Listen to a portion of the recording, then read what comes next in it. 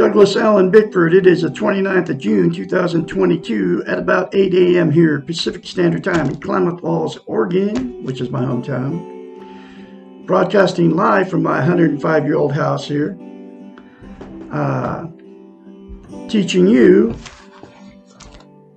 on Facebook and YouTube, all my friends out there, to be positive and how you can be positive about yourself, about your world, and about you and you, okay? And the way to do that is for you all to attain self-esteem, and it comes out of a book, The Portable Therapist.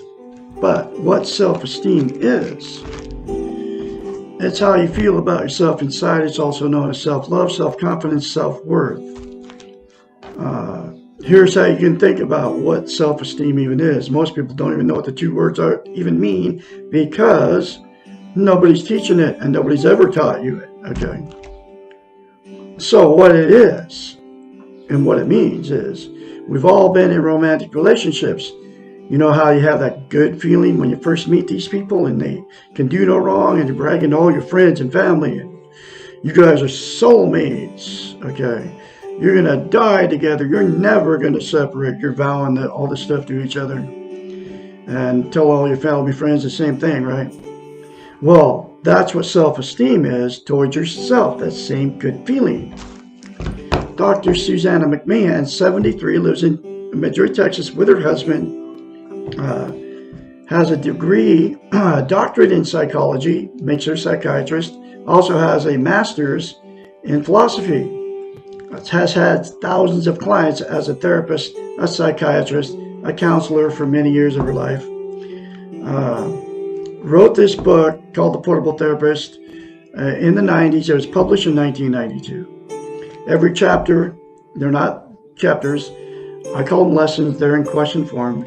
Every lesson in this book talks about how we've been taught and trained not to love ourselves, not to have self-esteem. Okay, came from all the televisions, radios and the paper print and the churches, the state governments, okay? So people would hire her as a psychiatrist to fix their unhealthy minds. That's what psychiatrists do. They go to school for 10 years to become, to study the science of the mind, which is the way the mind operates, okay? It's actually computer in your brain with feelings, okay? So anyway, she knew her clients didn't have self-esteem. And the only way to get a healthy mind is to attain and maintain self-esteem. So she had to come up with a way to tell her clients to do so they could give themselves self-esteem. Nobody can give you self-esteem except for you, yourself, and you. I can't give it to you. She couldn't give it to her clients. So she came up with a concept. It's called mirror therapy, and here it is. So her clients could get a healthy mind, so get self-esteem, and so she could fix their unhealthy minds. You look at yourself in the mirror and say 4 things to yourself. I love you. I love my inner child. I'm worthy to be loved. I'm worthy to love. I am full of goodness. Those 4 things to yourself in the mirror daily without fail will give you self-esteem. And you have to say it daily, and here's the reason why. Because it's to attain and maintain self-esteem. It's like lifting weights. If you stop lifting weights, you have to start over from scratch, okay? It's the exact same thing for the brain. So you have to practice it daily. So you have to say those 4 things to yourself in the mirror every day for the rest of your life, period. And that way you'll get self-esteem, and then you'll maintain it, okay? You'll instantaneously get it. When you say that to yourself in the mirror. And and the reason she came up with mirror therapy as a psychiatrist, she knows how the brain functions, is because we cannot lie to ourselves in the mirror. So that's why you can very easily, a psychological event happens in your brain, and she knows it, that you can't say something that you don't believe about yourself. So you can't lie to yourself in the mirror. So you can very easily get in front of the mirror every day. We're all in front of the mirror. And very easily criticize yourself whether you think it or do it, because that's how you feel about yourself. Okay? You can't lie to yourself in the mirror by saying those 4 good things to yourself in the mirror, or any good things to yourself in the mirror, because you can't lie to yourself in the mirror because you don't feel that way about yourself. Okay? So, the very first time you do it, folks, you'll have to force yourself to do it. And then the more you say it to yourself, the more you feel it, and the more you believe it.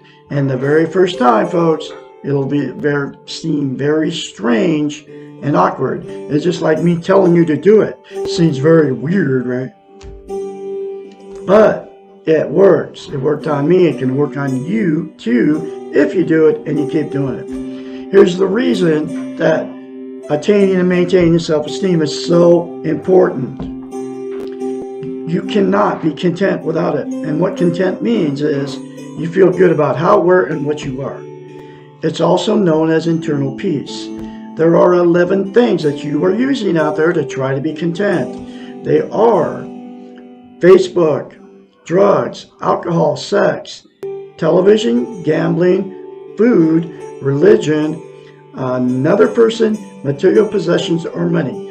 Those 11 things are known as externals. They're outside of yourself.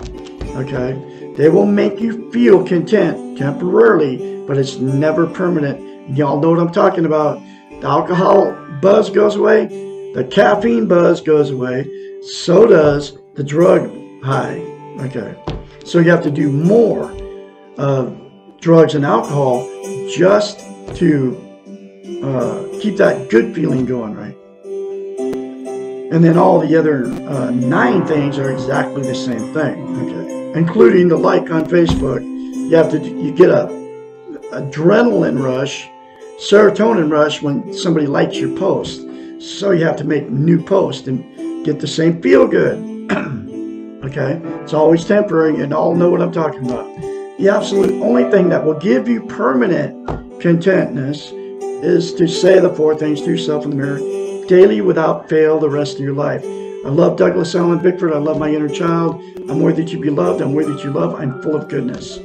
Those 4 things to myself in the mirror daily, it'll do it to you too, will give you self-esteem and make you permanently content and give you inner peace. It's happened to me. I never had it. I've had it for well over a year now. Okay?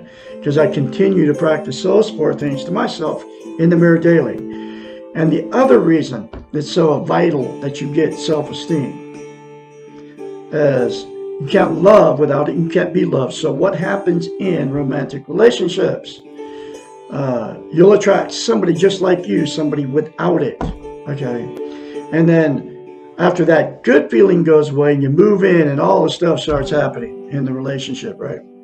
The fights, the arguments start, the cheating, the drug and alcohol use, the going to bars, picking up people, flirting right in front of your significant other with other people, you know, and the whole thing just becomes toxic, okay? And then because that relationship turned bad, both people will go jump in another relationship, and the exact same thing will happen because you jumped in another one without attaining self-esteem and maintaining it, okay? Then the second thing that'll happen, people got together with no self-esteem. There goes Bubbles. Okay, Bubbles. The 2 people will just stay in that toxic relationship forever, and that's because they don't want to be a failure. They are codependent on each other for whatever reason. They can't be alone. They're afraid to be an embarrassment to all their family and friends. And then they're afraid to leave. Okay. They have nowhere to go, right? So they stay stuck in that forever. And then all the emotional, physical, and sexual abuse that happens between those 2 people, and they pass on to their children, will just all get swept under the rug. And then that becomes a dysfunctional family. And then dysfunctional families produce more dysfunctional families down the line, and then all the emotional sexual abuse from the dysfunctional family that they produced all gets swept under the rug, and the cycle just continues. And the very last thing that will happen is two that got together with no self-esteem is the two will just go, boom, I'm out. I am done with romantic relationships. Can't find anybody to love me. I can't find anybody to love. What is going on? So they'll just use the 11 things to try to be happy, even though they're just as miserable as they were in that relationship. They're just not fighting and arguing with somebody. Okay? So they just exit out of that romantic scene, and then a lot of times they'll quit taking care of themselves too, because they can't find anybody to love them, and they can't find anybody to love. They'll quit shaving as a man and quit putting makeup on as a woman, and just go out and, they don't care anymore. Okay. So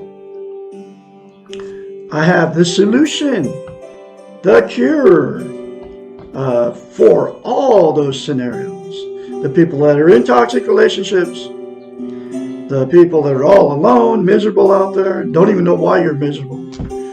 And you're miserable because you don't have self-esteem. You can't be content without it. Okay?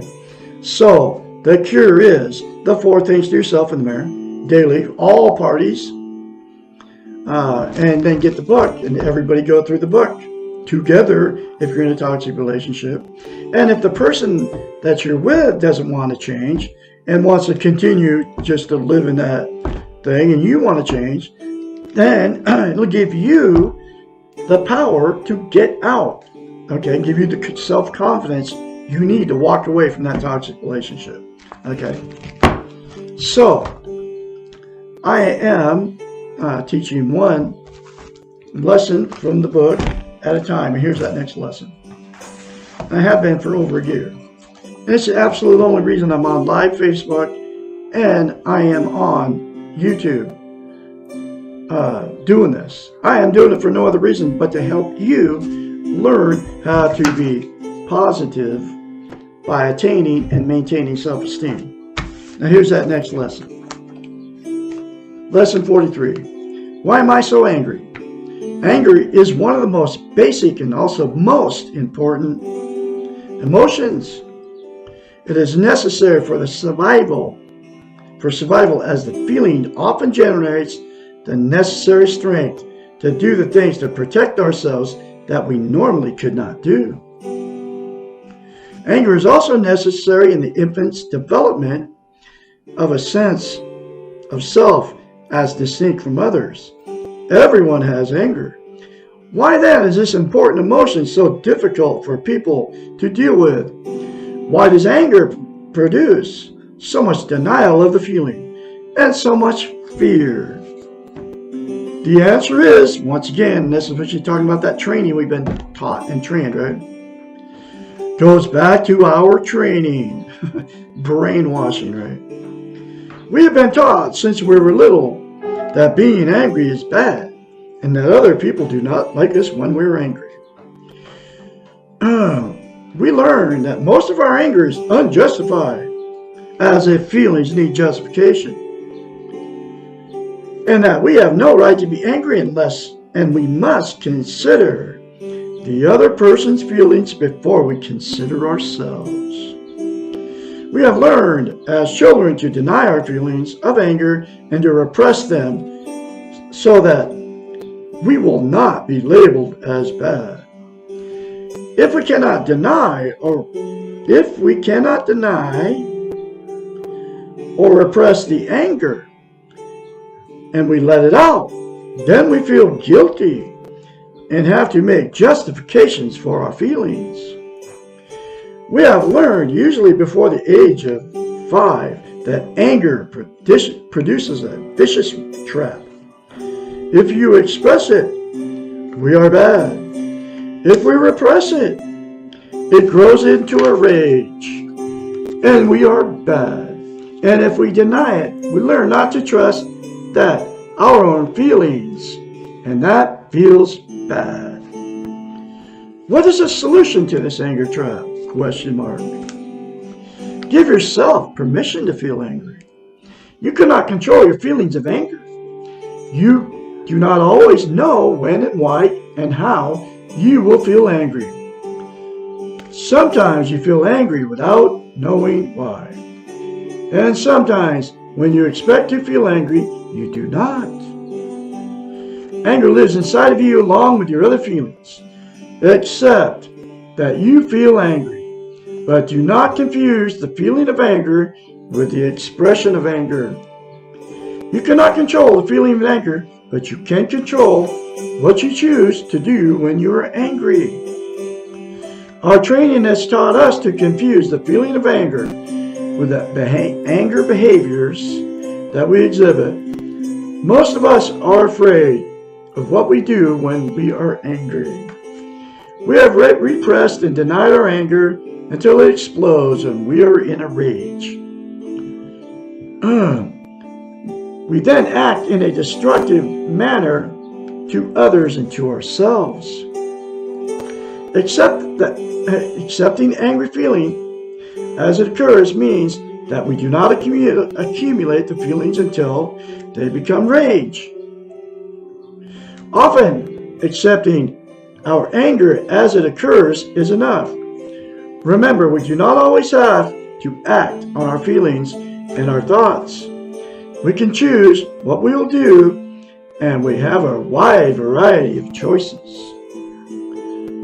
Practice saying to yourself when you feel angry, I am angry. What can I do with this feeling?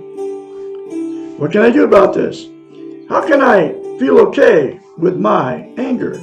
Sometimes you choose to express it to others. Sometimes you may choose to think about it for a while before you act on it. Sometimes you may want to yell and get upset, and sometimes you may want to calmly let it out. And once in a while, you may choose to let go and do nothing about it. There is no one right way to act when angry. Any behavior you choose is right as long as you take responsibility for it and you feel all right with yourself.